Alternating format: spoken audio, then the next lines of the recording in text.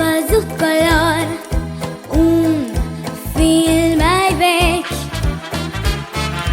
într-un decor foarte lucitor, dansau perechi,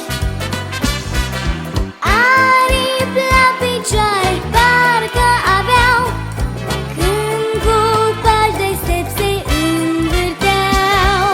Și cu către gât apoi am aflat, când deodată vechiul film s-a terminat.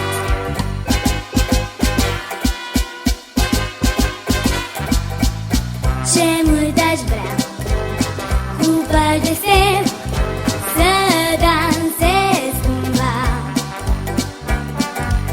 și pe ecran la cinema să ajung o stea.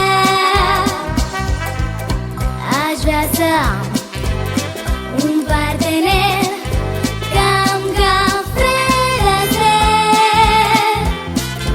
Când mă vor privi spectatorii mei, să exclame în cor că n-au mai văzut nici în filmul meu ceva mai uimitor.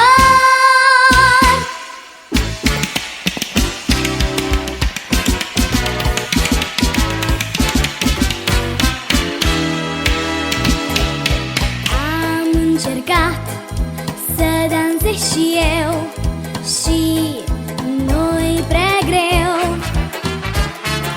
Vecinii toți chiar de i-aș speria, tot voi dansa.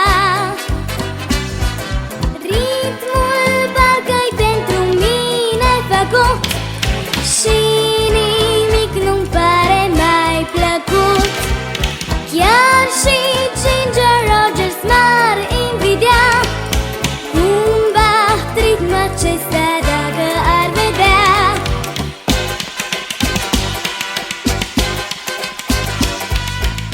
Ce mult aș vrea cu pași deștepți să dansez cumva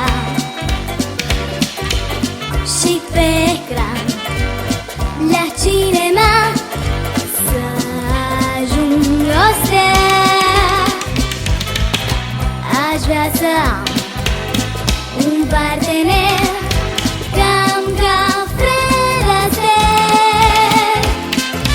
Când mă vor privi spectatorii mei, să exclame în cor că n-au mai văzut nici în filmul meu ceva mai uimitor.